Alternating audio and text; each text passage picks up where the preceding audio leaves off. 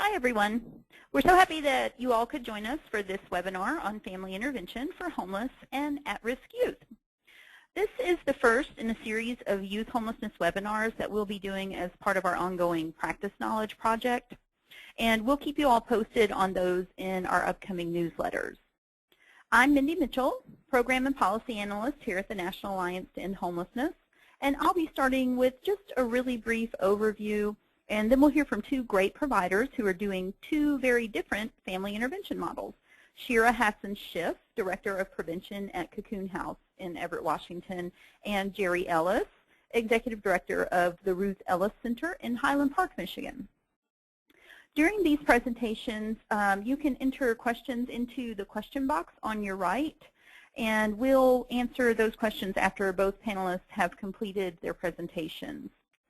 This webinar is also being recorded, and we will make it available on the Alliance's website after the broadcast. So thank you all for being here today to learn more about some family intervention practices, and we'll go ahead and get started. So why does family intervention need to be a part of the homelessness response system? Well, first of all, we know that most young people who experience homelessness return home to their families. The overwhelming majority of the 1.7 million youth that were reported homeless in the National Incident Study of Missing, Abducted, Runaway, and Thrown-Away Children, the NISMART, returned home within 1 week. And most of those are actually back home within 24 hours.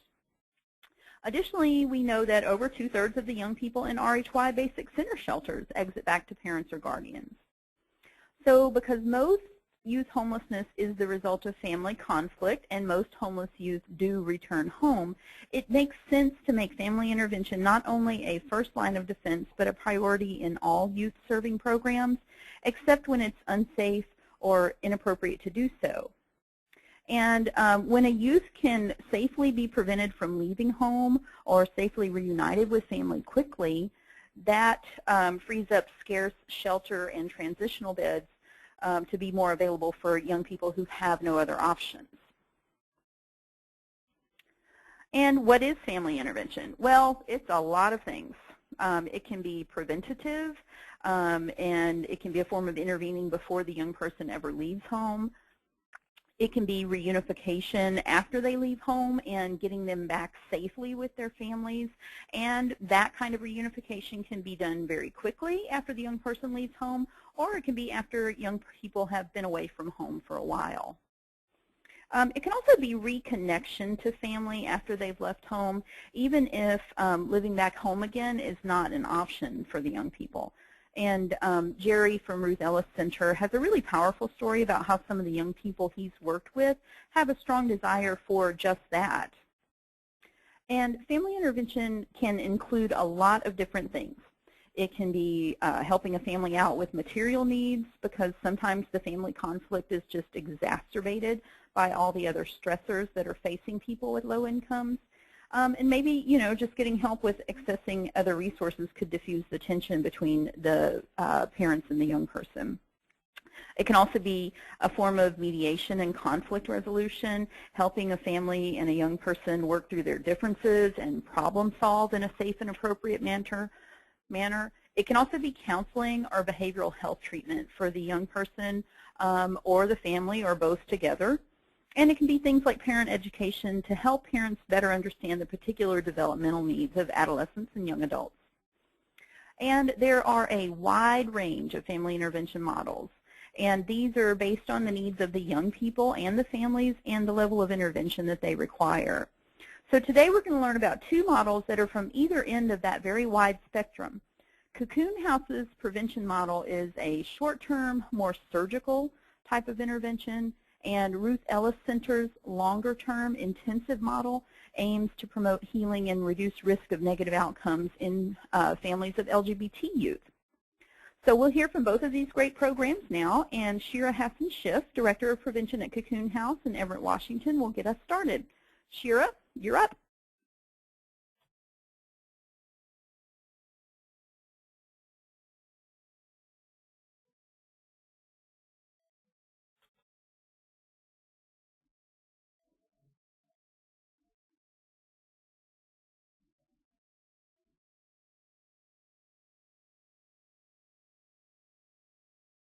systems therapist.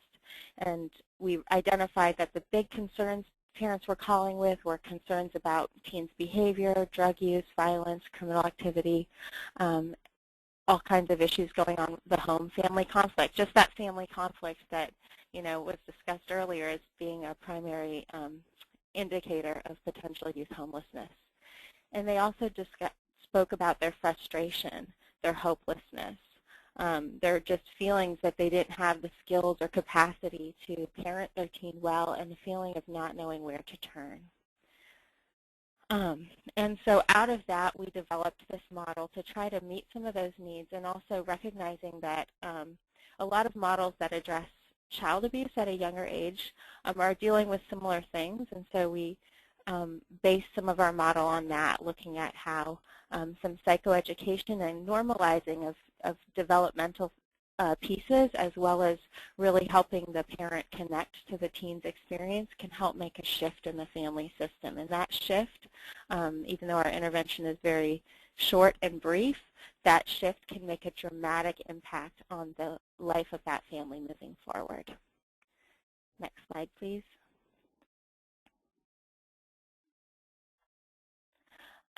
So our core of our prevention model is Project SAFE, and that's a 90-minute phone call followed by a 30-minute follow-up, and then referrals into other services. And the goal of our program is to prevent youth homelessness and to promote healthier family functioning.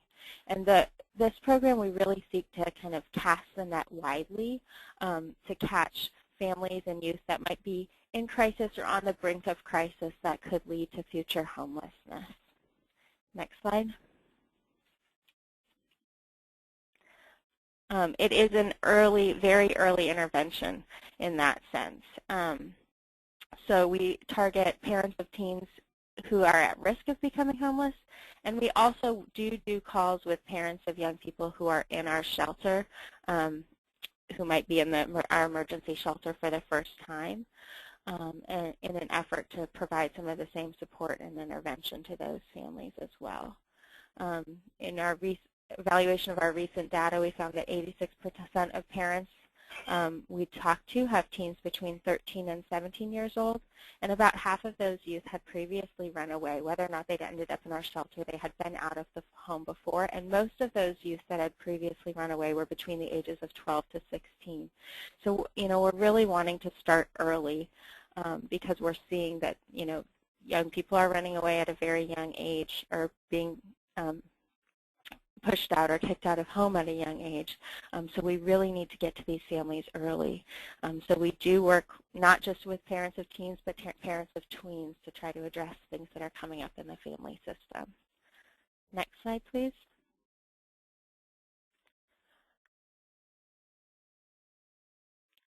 The core of our call, our 90-minute phone call, is listening, validating, educating, and reframing.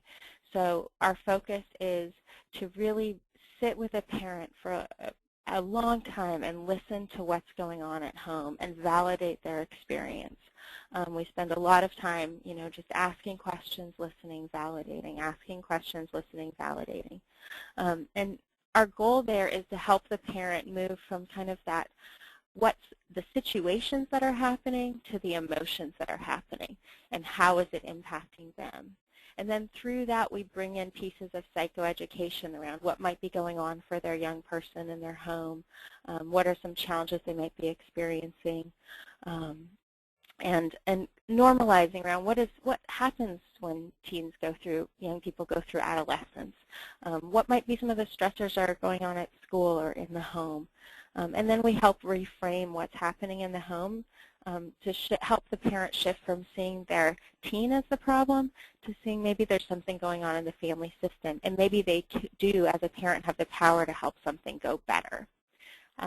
Once we go through that very deep and, as was mentioned before, almost surgical intervention, we're able to get to an action plan, and that's really focused on what are the steps the parent wants to take in the next 2 weeks to help make a shift in the family system. What can they do? That may involve referrals to community partners. We'll often make referrals to family counselors and to other supportive services for the family, but a lot of it might be, just having a different type of communication with their young person in the next 2 weeks, or really finding a time to spend time together as a family. We also will refer from there into our weekly support groups, some education classes that just go deeper into some of those, communication skills, adolescent development, and a seminar that parents and teens can go through together that helps strengthen their relationship. All of our services that we offer, we have available in English, and we also have a bilingual, bicultural counselor that offers all of these in Spanish to our Latino community in Snohomish County. Next slide, please. So kind of the flow of what happens is parents will call our intake line, and they'll be offered the 90-minute phone call. And from there, we also then, like I said, can refer out to the education classes, to our support groups, and to our Way Out program, which is that seminar parents and teens can go through together. And we can make referrals into other Cocoon House services if it seems appropriate. And the core of all of those programs is that validation of the parent's experience, the education around adolescent development and some psychoeducation. And really at the root of it is building empathy between the parent and the teen. Next slide, please.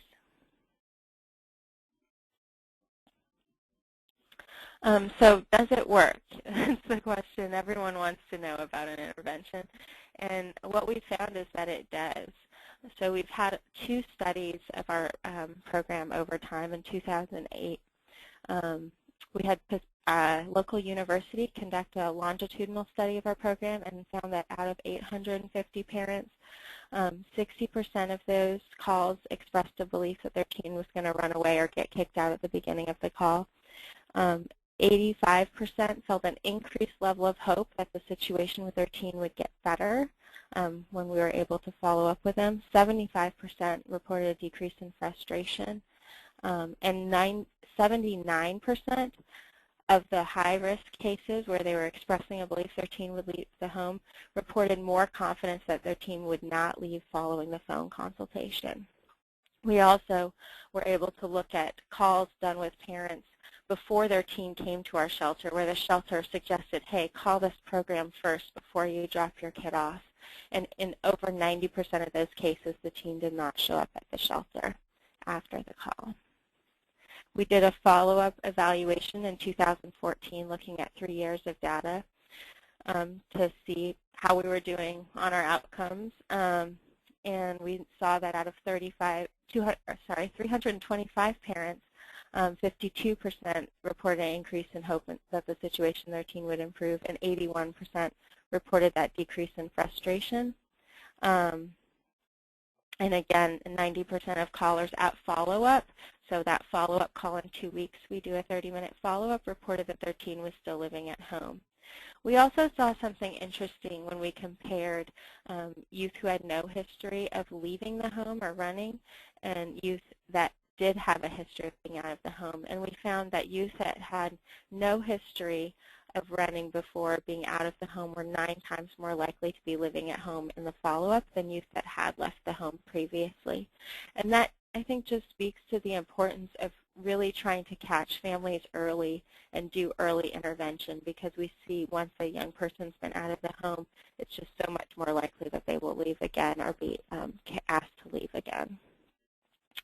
Next slide, please. So overall, I think, when I look at our program and other programs that are doing this great work, I think it speaks to the importance of shifting our focus from just focusing on youth services to youth and family services, how important that family is. If it can be made a safe enough place for that youth to grow up, that's going to really serve that young person better long term. Also looking at a family systems approach. Though our intervention, we don't meet with the whole family together, we're always keeping that family systems approach in mind. We're thinking of and helping the family to shift their view of what's going on from, my teen is out of control to, hey, as a family, we really need to do something different. and seeing themselves as both a part of the problem as parents and a part of as the solution, and empowering them to feel like they can make a difference and shift what's going on in their family. And be proactive. Trying to really catch young people and families early is core to preventing youth homelessness long term. Next slide, please. So that's my information, and please feel free to contact me. I will be answering questions after this, but in the future, I'm always happy to talk about the work we're doing and how it might work with your program. I think it's such important work. Thank you so much. Thanks, Shira. Yeah, you guys have a really, really awesome program. Now to explore a much more intensive kind of family intervention work, we're going to hear from Jerry Peterson, Executive Director of the Ruth Ellis Center in Highland Park, Michigan. Jerry, tell us more about the work that you all do at Ruth Ellis. All right, thanks a lot, Mindy. You can move on to the next slide. If I can figure out where to click. There we go. We provide a range of services very similar to Cocoon House, although at the moment the only residential service we have is actually residential foster care, which is a 9-bed intensive treatment unit, and that's a rarity in the Midwest, providing services specifically for LGBTQ youth in the foster care system. And over the last year we've had 3 reunifications with families. With youth leaving foster care before aging out and going back to their families. And so and what we've seen in the importance of doing that work is really one of the big motivations for us to push forward on the project that I'm going to talk most about today. But in terms of the why we do this work, I also really want to stress that particularly for families with LGBTQ children, systems who are supportive of the children tend to demonize the families and to really shun them and to believe that their rejecting patterns are too difficult to address and it's just too awkward a situation to step into, and so often they're ignored altogether. But what we know from our youth, whether they're on the street or in foster care, sometimes we have a hard time getting them placed in a shelter. Anywhere, because they want to maintain independence. In the context of Detroit, that's kind of unique in terms of the ability of young people to have an independent living situation, whether it's in an abandoned house, which are plentiful here, or in other circumstances. But we know that all of them, if they had an option, would go home. And so we believe that it's critically important that if we're going to address homelessness for young people, we do have to find ways to work with families who are really struggling with the identities of their children, whether it's related to sexual orientation, gender identity, gender expression, or just being an adolescent. Families need help, and we need to work at that. Next slide. So we're working in a cross-systems model. So we're a licensed child welfare service provider in foster care. We are also a licensed and Medicaid provider, and we are part of the community mental health system and the children's system of care across Wayne County. And we are providing training to all kinds of about 30 providers across Wayne County in how to provide more competent services to LGBTQ youth and children and their families. So this is very much a systems approach to where we can identify young people and their needs anywhere they are in the process, either after leaving home or before leaving home. Next slide. So what we have moved into, based on our experience in working in that cross-section work across the community, is we've been funded for 2 innovations that we're very excited about. The first one is family group decision making, which I will spend most of my time today talking about that and providing more details. That's funded both in partnership with the State of Michigan and Andrus Family Fund. But out in the system has actually started functioning last year, and we're hoping for a second year of funding on this project funded by the Arcus Foundation, where we are working intensively with a group of young people who've gone through the child welfare system, and they are actually developing messages, studying policies, and recommending changes in the child welfare system and how it is and what it is that should be changed in the Child Protective Service investigation process that would make them safer and that might change significant outcomes for them. So we're engaging youth voice. Some of these youth will be engaged then as trainers as we provide community training and child welfare-based training over the course of the next year and a half. So that's really exciting work, and those are very amazing young people. Next slide. So I wanted to provide a little bit of background and information about how we ended up in this partnership for family group decision making with Wayne County Department of Human Services, Child Protective Services. Just looking at the data and applying certain percentages and information that we knew about the data in the state of Michigan, we came to an independent conclusion that we believed that at least over 100 substantiated cases of abuse or neglect involving children 6 to 18 in Wayne County annually probably have something to do with the sexual orientation, gender identity, or gender expression of the child in the home. And so when we presented this information to the director of Wayne County Department of Human Services, she did not even take a breath or hesitate. She said, "I am absolutely sure you're correct." And I said, "So do you have any data to back that up?" And she said, "No, because we never asked those questions." So in other communities, it's important to look at the kinds of data that you may have available and information as you're trying to make the case for cross-system work and finding allies and engaging cross-sector partners in changing the way in which we address families in our nation. Next slide.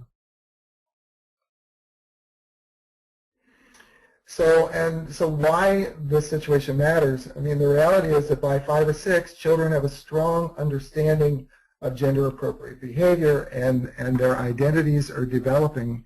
And we are anticipating in our work here in Detroit that many of the situations that we're going to see in working with families under investigation by CPS, that the cause of the situation is likely to be gender expression or gender identity, perhaps at a much higher rate than sexual orientation. But the average age of coming out nationally is now around 13.5.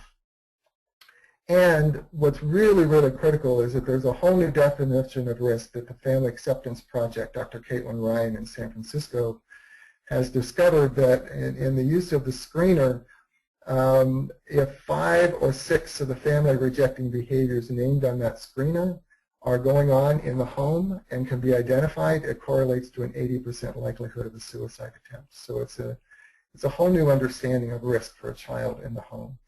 So it's really critical that we make this connection. Wayne County DHS bought in, and here we go. Next slide. Oh, this is also related to linking this to the issues of most youth homelessness is also related to family rejection, particularly for LGBTQ youth, and that abuse and rejection are particular issues. Next slide. So where we're starting with this, there's a two-part. In May and June this year, we will be providing mandatory training for 250 Child Protective Services workers across Wayne County. And our goal is not to make them expert providers in family intervention. Our goal is simply to assist them in being aware of and identifying the signs, how they can know and have a sense, get a sense and be aware of whether or not sexual orientation, gender expression, or gender identity are issues when they're working with a family. And then to make sure that they know exactly how to refer that family directly to Ruth Ellis for us to work with the family in an intervention. Next slide. So the family group decision-making contract with Wayne County, we will be hiring 3 staff, and they will be able to serve 32 families intensively each year. Family preservation training is going to be provided especially to them, and almost all of that work is being done in partnership with Dr. Caitlin Ryan and the Family Acceptance Project at San Francisco State. We believe that theirs is the best model and the most important model, and while we could have successfully done some family intervention on our own, we really believe that the uniqueness of what they provide is absolutely essential to success.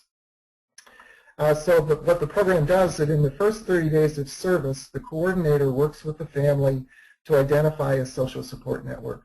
We know that one of the reasons that families demonstrate so many rejecting behaviors toward their LGBTQ children is that they believe that these identities will harm the child and harm the family, and that they will lose potentially all of their support systems. And so there's a desire and a deep longing to protect the child and the family. And so one of the first things that we will do is help the family establish a social support network so that they know they're not alone. And then during that 30 days to engage that whole support system in developing a plan very similar in nature to Cocoon House, in that it's a behavior change program looking at the behaviors identified through the Family Acceptance Project that actually produce the most risk for the child in the home, rather than we start with a harm reduction model with families just like we do with youth. We accept families where they are and make it clear to them, you don't have to change your beliefs or your values in order for us to work well together. We just want to help you understand that there are some things you're doing that are harming your child, and if you're willing to change those behaviors, we can experience some much more positive outcomes. Once the family plan is put together and approved by the CPS worker, basically the investigation goes on hold during the time that the family engages with us, and the weekly meetings and 24/7 availability and access by phone to an FGDM, family group decision-making advocate, can be provided for up to 12 months. And there's also an intention that that social support network will include at least 1, if not 2, households where people would be willing to provide respite care to the child at home, so that if things get really tense and really difficult and blow up, and as an alternative to running away or being thrown out, they can make a call, and for up to a week to 10 days, there would be somewhere for the young person to go, while we work intensively with the family to bring the child back home. Next slide. So our overall goal is that we're really linking this work to the CPS workers' requirement in their work to identify appropriate, accessible, and individually compatible services.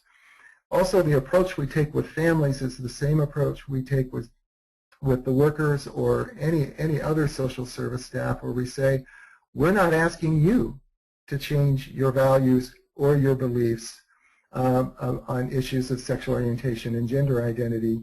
All we are asking you to do is agree with us that our common ground is that we have a responsibility to keep young people safe. And so we need to change some of our behaviors in order to do that. And this is part of your job, so we ask you to join us in making sure that we are helping to keep young people safe. Next slide. Okay, so those are the core philosophy. We are, all of the training will be done by early summer. We're hiring the staff in the fall. Family group decision making has been used nationally and is used widely in some other states in child welfare and has been highly successful. This is the first time in the nation that it's being applied in this specific context with families with LGBTQ children. So it's a 2-year pilot. We will be evaluating it very carefully with the hope of expanding it to the other urban counties in the state of Michigan. Thanks so much, Jerry. I'm so excited to see how this project progresses for you guys. It's such important work. Okay, now we'll start the question and answer portion of the webinar. Remember that attendees, you can enter your questions in the question box on the right of the screen. Our Families and Youth Director, Shira McDonald, is gathering them together for me. One important topic that I'd like for you all to talk about, Shira and Jerry, is the why family intervention question. If you could go a little deeper into that. I know why from a policy perspective, as I mentioned in the beginning, but can you both talk about why it's important for the field and for the young people you serve? Shira, do you want to start? Sure. So, I mean, I think the main reason it's important is youth want to go home, teens want to go home, and whether or not they're able to safely go home, they want a connection with their families. So if we are able to support families in becoming a safer or safe enough place for them to live, long term that's going to be better outcomes for them, better as far as their identity development, and it's for the most part what they want. If it's not a safe enough place to live, just supporting that relationship is also going to be better long term, because ultimately, you know, as service providers, we are not there for those young people as they age and grow and go through different important life transitions. We're not there for them to celebrate and mourn the big events in their life. It's going to be their family that's there for them. We hope, and if we can support that in happening, just like, you know, I want a place to go on important times and celebrations and holidays, they deserve that as well. So that's why I think family intervention is really the route to making a difference long term in the lives of young people. Thanks, Shira. And Jerry, how about you? Well, all of us know that on a daily basis we are working with young people who've experienced multiple traumas in their lives, and unfortunately many of those traumas have been at the hands of their families. And so for us, we serve around 500 youth a year, and one of the biggest challenges that almost all of them experience to their entering into their future and finding a way to stabilize is that they are still constantly struggling with trauma triggers. They're highly emotional and reactive, and so when they get into work environments or training environments or try to find, or even in housing environments and try to stabilize themselves, it's extremely difficult for them to manage those triggers, and they often end up in kind of serial failure in the efforts to really stabilize their lives and move forward. And we really believe that one of the most critical ways of helping young people heal those triggers that were caused by their families is to actually be able to deal more intensively with the young people, with their family, and help them move beyond some of those past experiences, and to move into a place where they do have at least some connection. If they can't go back home, at least some connection and some support and some acceptance that it plays a critical role in the future ability to be able to manage relationships and just to be able to manage those triggers and to stabilize their lives. So that's that in addition to what Shira said, I think that's a really critical dynamic that we are working with very intentionally. Okay, great. So Shira, there's a couple like specific Cocoon House program. One is what is covered in your 13-hour seminar, and do you offer resources in that? And another one is how structured is your 90-minute call? Do you use a set of questions? Yeah, definitely.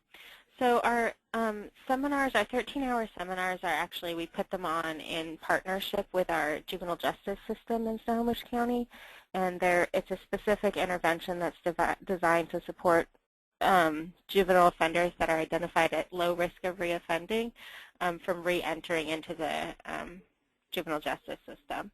So that's a highly structured intervention as well that we run, and we bring in a lot of community partners to do presentations on things like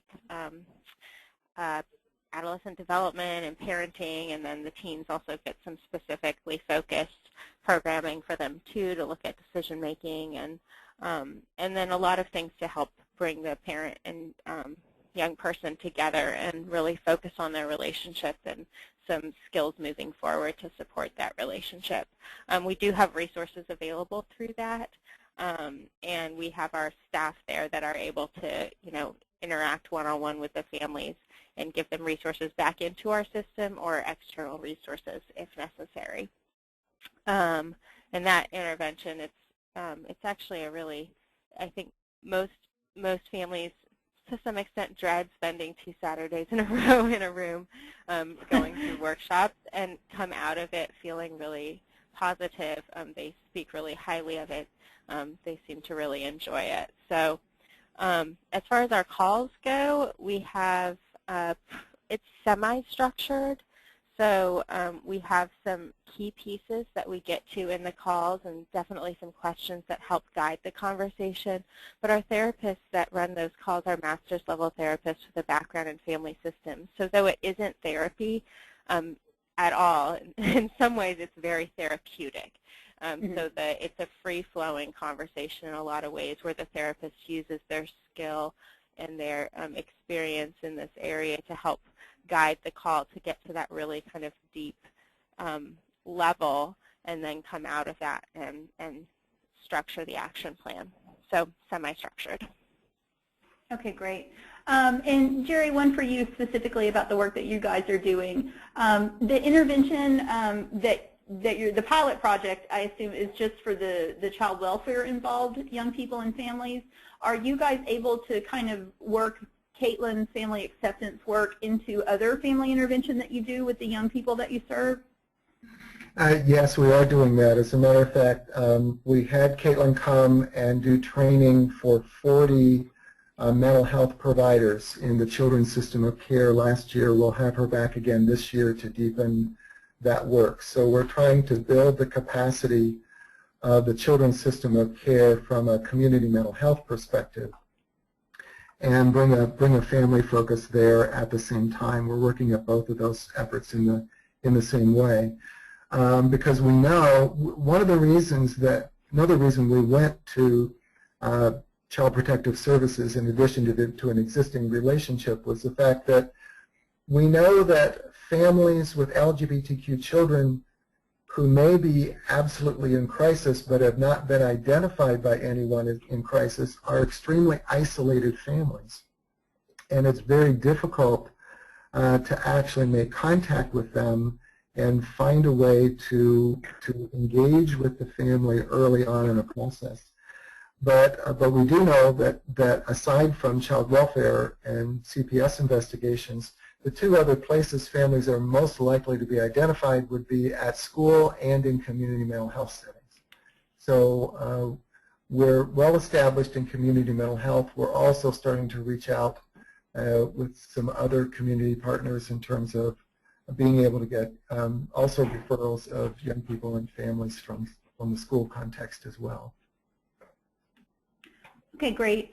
Another question that we have here, and this is an important one, as we've all talked about, we know that most young people do go back home, the vast majority of them within 24 hours, things just kind of blow over.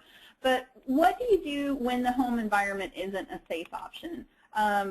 Can you guys talk about the next steps there? I know that you both mentioned already that young people still want to have some kind of connection to families. So can you talk a little bit about how you go about determining that going back home isn't a good option, and then what does it look like, family intervention work look like after you've established that going back home is not the option? Shira, do you want to start? Sure. So a lot of that identification happens once the youth is in our shelter program, and our staff there are really great at helping to assess and identify whether or not the family is a good place for that young person to return to. If they haven't yet entered into our shelter and they're just going through our calls, at times we do get families referred through CPS that are also kind of working towards reconciliation and return home. And we offer our services to those families in the same way we would to any family, just with a focus on kind of supporting the family and building on their strengths and rebuilding that relationship. So I think we don't really differentiate with our intervention whether the family is a safe place for the youth to return home to or not. We offer the same supports to help build up that family to be, even if it's not a safe place for that youth to reside, to help improve that relationship long term, knowing that the young person, even if they're not going to return home, will likely continue to have contact with their family. So the more we can do to strengthen the family in that setting, the better. From our shelter stance, they will handle, if that family is not a good place to return home to, helping the youth navigate where they can go next, whether it's a longer-term housing program, depending on their age and what their resources are. And we continue to offer our support to families through that time if they're interested in accessing our prevention program, just once again to help kind of strengthen that family relationship, even if we're not looking towards reconciliation as the ultimate goal. Okay, great. How about for you guys, Jerry? And I agree with everything Shira just said. I think the one thing that I would add is that we approach, one of our core principles of work is harm reduction. And we do a lot of work rather than trying to identify or make judgments about a family and whether or not the home is safe enough. When we have concerns, the way we'll handle that is that we spend some concentrated time with young people in safety planning. So that, and one-on-one, we work with them on identifying issues that could arise at home. What are their options? Because often traumatized young people have difficulty kind of planning ahead and knowing exactly how to respond in highly emotional situations.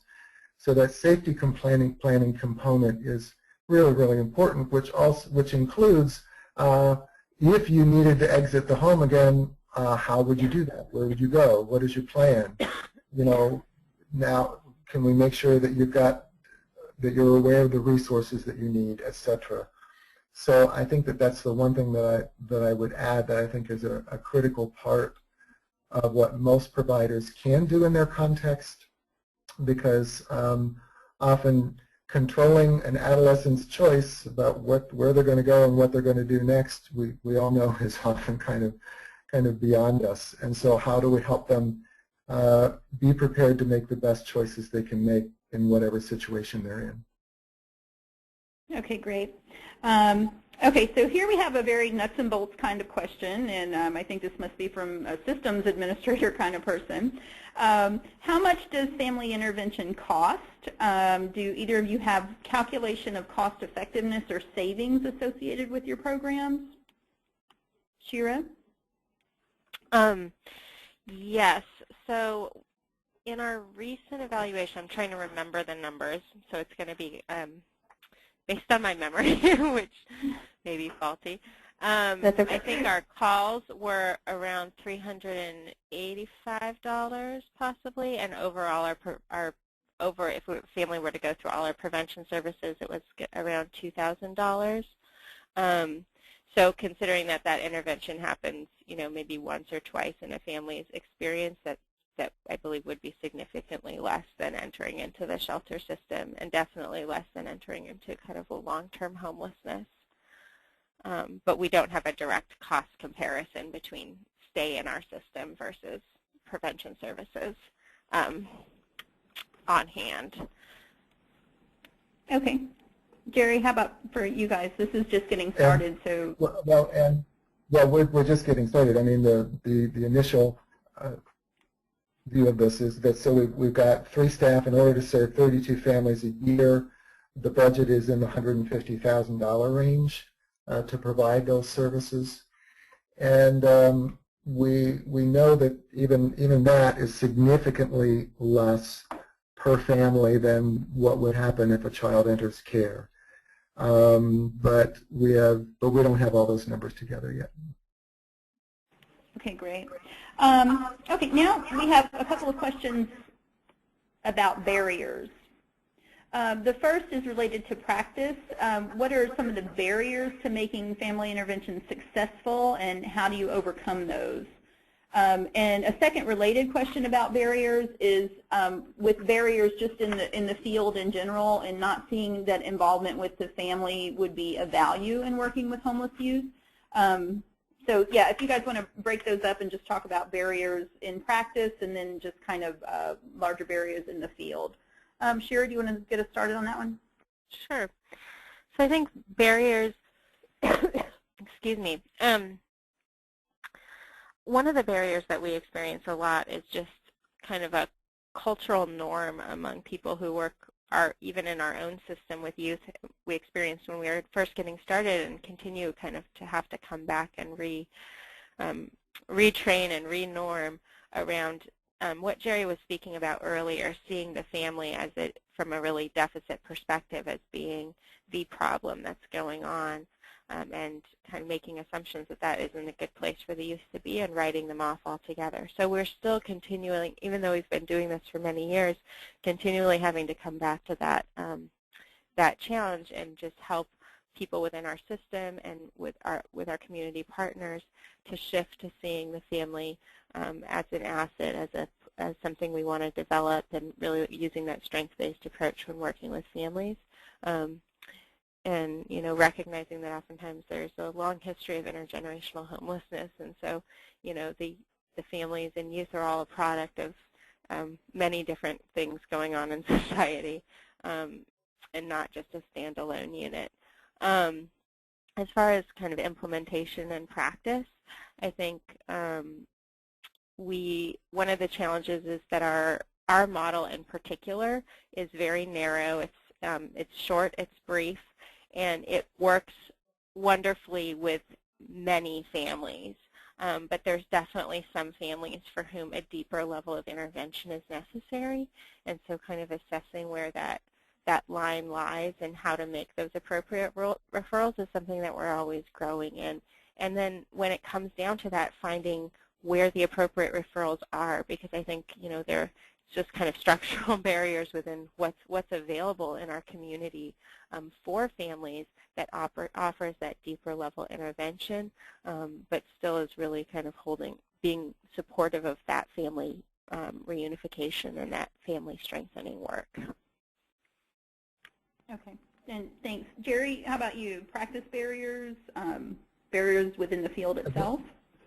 Again, it would be everything that Shira said, and then there are a few things that are specific to families with LGBTQ children, because in spite of what some may see as an incredible advance of at least tolerance, if not acceptance of LGBTQ identities across the country, the truth is those advances have very, very little impact on most of the families that we see and that we're working with. And so one of the big barriers, particularly regarding sexual orientation and gender identity, is the belief systems around those things. And we actually find that religious belief, strongly held conservative religious beliefs, are more a predictor of a family's inability to make changes to keep their child safe than any other kind of cultural difference across various cultural and ethnic groups. And frankly, in our intervention model, even the way we approach it, when you're talking about suspending discussing issues of belief and values, but let's talk about behavior. There are many people who, because of their beliefs, believe that changing their behavior will harm their child, and they will not engage.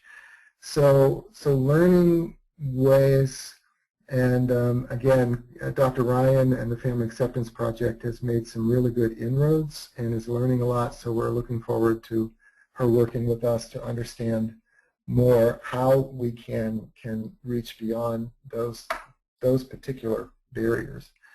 And then there's the barrier within the family of the fear, the level of fear and belief in the harm that's going to happen, and the grief that they are experiencing that they have never been able to express to anyone before. Helping families identify that and to be able to talk about it is an absolutely essential part of the healing process. But some families just are not equipped and perhaps don't have any experience or models in their lives to be able to do that. So the intervention itself can sometimes be a little traumatic and difficult for the family. And so just the process required in and of itself. We are kind of loosely applying, and what I'm learning from other parts of the country is functional family therapy is probably one of the best therapeutic models to be using with families in these topics. We're not trained in that, so we don't consider ourselves that we are providing those services, but all of our staff do a lot of reading in functional family therapy to inform their approaches with families to increase the ability to connect and engage. Okay, great. Thank you both so much. We do have to bring the webinar to a close now. I could definitely spend all day listening to you guys talk about this. It's so important. And I hope that all of us here on the webinar can continue the conversation in our communities and infuse it into all the youth homelessness work we do. We will be having more youth homelessness webinars in the coming months, so be on the lookout for those in our newsletter. And before we close, I'd like to ask any of you who are doing or know about programs that are doing innovative family work in your own communities to shoot me an email. I'm always interested in learning more about this work and other things related to youth homelessness work that's happening out in the field. And we want to be able to highlight those programs in our work here at the Alliance. We will be posting a recording of this webinar on our website. The slides will be available. That's at endhomelessness.org. So thanks everyone for listening in today. Thank you, Shira and Jerry, for your contribution, and thanks to everybody for all the vital work you're all doing every day for young people in your communities. Have a great week.